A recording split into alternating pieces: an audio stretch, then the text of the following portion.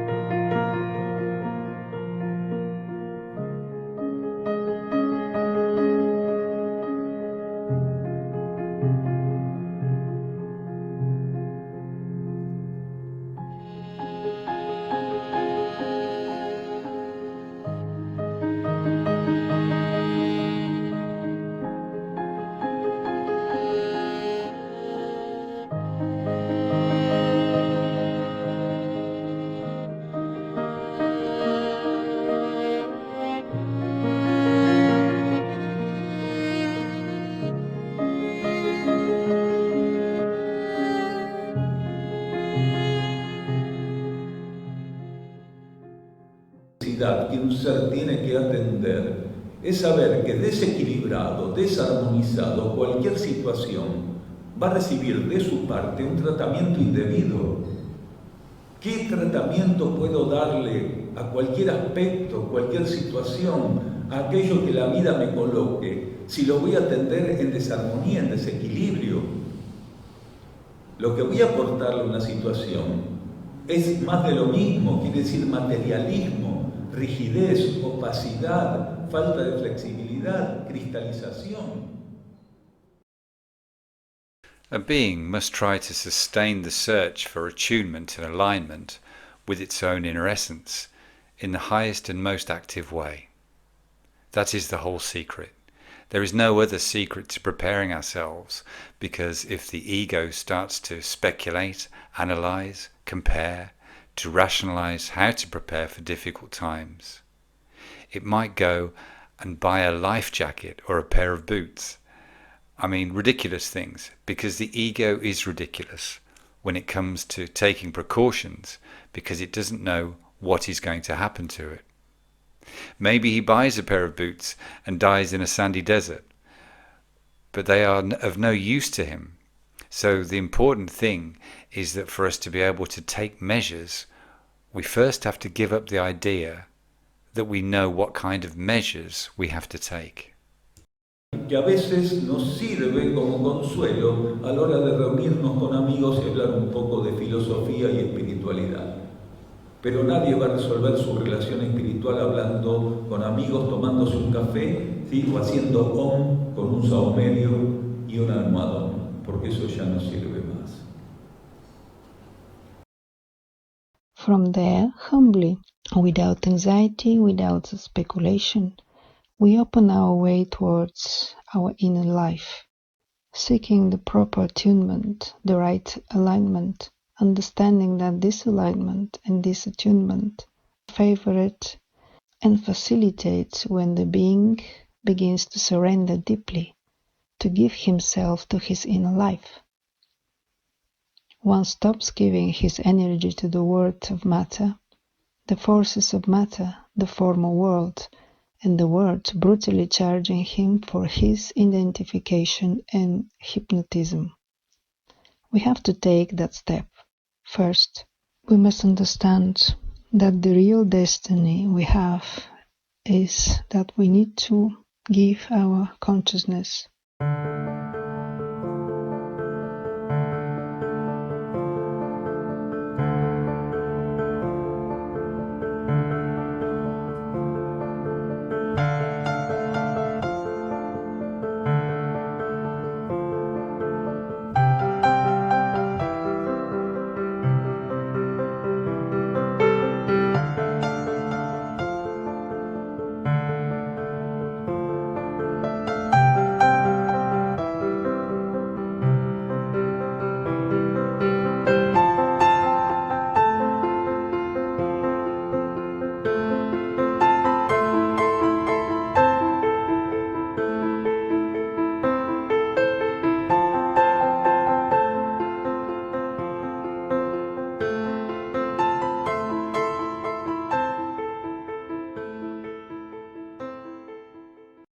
Buscando la sintonía adecuada, ¿sí? La alineación adecuada, entendiendo que esa alineación y esa sintonía se favorecen, se facilitan cuando el ser comienza a entregarse profundamente, a donarse a su vida interna y deja de donar su energía.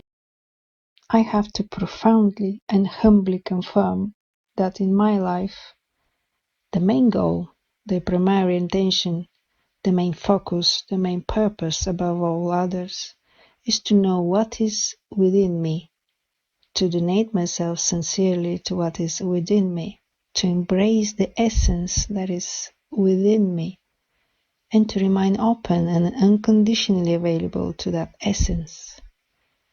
We can get to that position where my inner vocation for truth is a priority. In that case, the process we are talking about, then attuning and aligning my inner life, is gradually going to be something that will lead me to the transformation that I need. At the same time, I need to concretize something that would otherwise be unachievable for me. If I don't have a genuine inner vocation, Getting into attunement and alignment is simply a theory. I can say I'm trying or succeeding, but in reality, I'm not succeeding. I'm not achieving that transformation.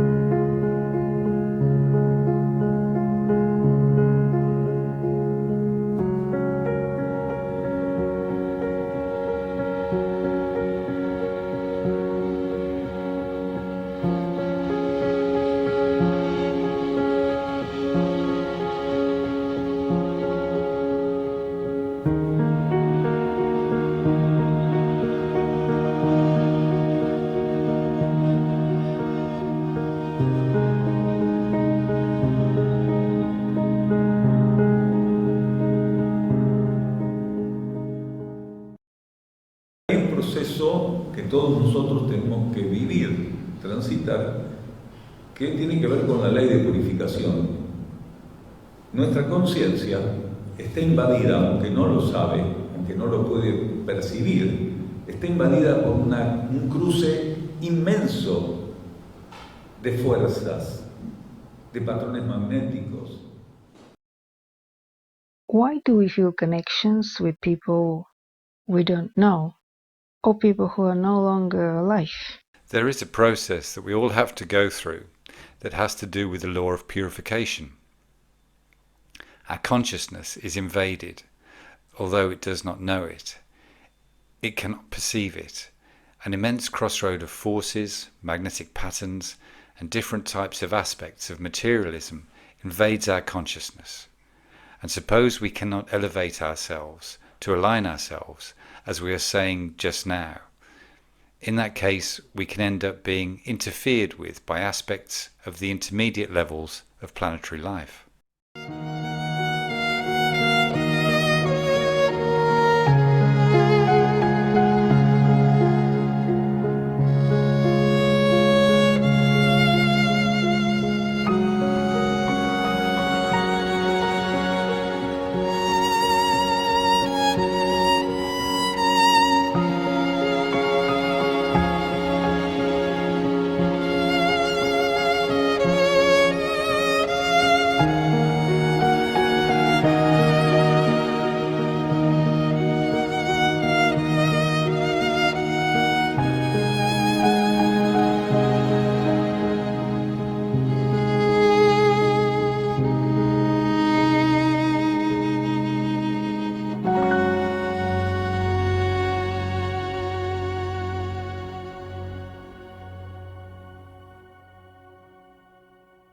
So in this case, I suppose there are many intermediate levels of the planetary life. What are the intermediate levels of planetary life? Cuando vaya al encuentro de aquello que la vida me coloca, mi compromiso tiene que ser armonizar aquello que la vida coloca frente a mí. Si la vida coloca una situación, es para que la armonice, para que la equilibre, pero no puedo ser un canal de equilibrio y de armonía si no estoy en contacto, en sintonía, en alineación con mi propia esencia cósmica, con mi propia vida interna, o que ya no viven. Si puede ser que una persona entre a jugar un papel de puente o de medium, por ejemplo, con fuerzas del plano astral, que a veces se presentan como seres desencarnados, que a veces se presentan como entidades astrales, y estos seres desencarnados, estas entidades astrales, en este momento, por la gran densificación de la capa psíquica y fundamentalmente del plano astral. The upper level is a supramental life, what we call the spiritual spectrum of consciousness. The absolute opposite pole is the concrete material life. The physical etheric and the intermediate levels are what is known as the psychic layer. The planetary astral plan and the planetary mental plan if we could not sufficiently elevate our consciousness with the inner life, many experiences relating to the intermediate levels, such as astralism or mediumship, may be present. What are the intermediate levels of planetary life? So it can be that a person can play the role of a bridge or a medium, for example, with forces of the astral level that sometimes present themselves as disincarnate beings. And these astral entities at this moment, because of the great densification of the psychic layer and fundamentally of the astral layer, even the spiritual masters present themselves. They can even present themselves as intraterrestrial beings or as extraterrestrial beings. Even great spiritual masters present themselves. They even present themselves as intraterrestrial beings or as extraterrestrial beings. That is to say, at this moment, the densification and the power of the astral forces have taken. They can present themselves. They can give us a letter of introduction according to the measure of our immaturity or the measure of our spiritual ambition.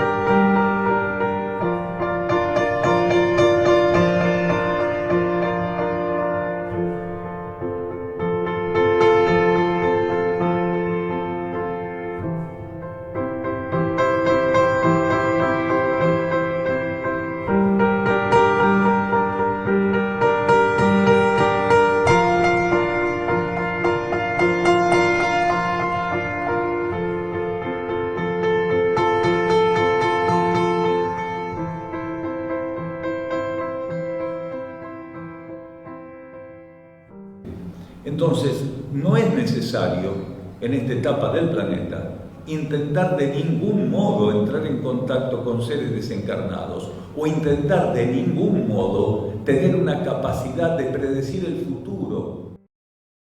That is why beings have to try, when they perceive that this process is beginning to activate, they have to try to raise their consciousness to seek deep silence and stillness. Any psychic response that is mental or emotion, when the process starts to come up, make it more intense and the influence of the astral process on us more effective, more profound, and to some extent deepening more disequilibrium. So it is not necessary at this stage of the planet to attempt in any way to have a capacity to predict the future, a capacity of, shall we say, clairvoyance or foreseeing. It is not necessary. Everything that we need today does not have to come from the psychic layer. It is no longer useful at this stage to foster a situation of contact between a being's incarnated inner consciousness and disincarnated beings or astral entities. So this has to be consciously assisted so that it goes through a purifying process. The more conscious the being is that he no longer needs, at this stage of the planet and of humanity, that kind of contact, that kind of back and forth with the planetary psychic layer, he will be more and more liberated from the process and more harmonized and attuned to inner or superior energies. To the extent that we are committed to the psychic layer, fundamentally to the astral level, the fluidity, the alignment, the attunement with our inner consciousness, with the inner level of reality, we will be very poor and fluctuating because no one can serve two masters. He who considers contact and mediumistic or astral, or whatever you want to call it, as something for him is still far from taking higher, more stable and essential steps in terms of serving planetary life.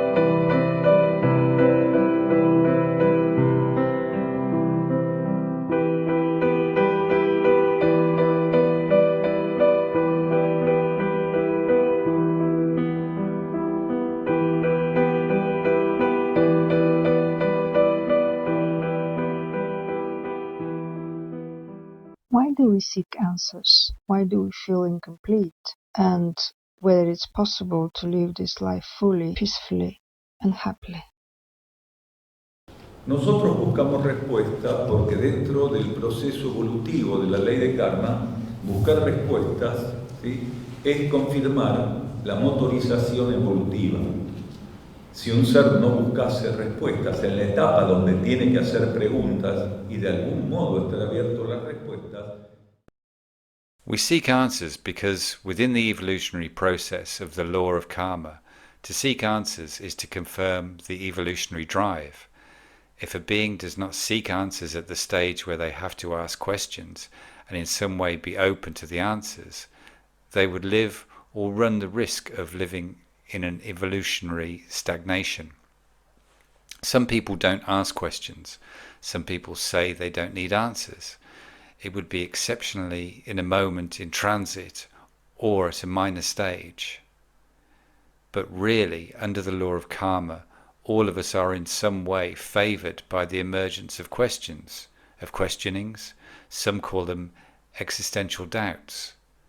We also benefit when those questions have a higher foundation from answers that, by attuning to the essence present within them, can liberate us from some atavistic aspects and allow us to encounter our inner truth.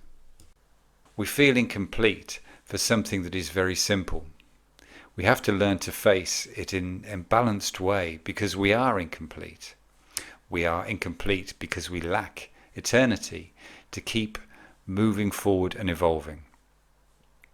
We are incomplete because even though we have eternity to keep moving forward, at every stage, at least karmically speaking, at every stage we generally remain below our possibilities. At each stage we have an archetype, a paradigm to work with. Inner planning is precisely a tool to practice getting closer to the archetype. Every time the soul stimulates us with an internal planning, determined at the moment of incarnation, or with the stages that it will reveal to us from that planning, what it is placing before us is very valuable. It is the method, the means, the tool to get closer to the evolutionary state that corresponds to us for that stage, for that evolution, for that incarnation.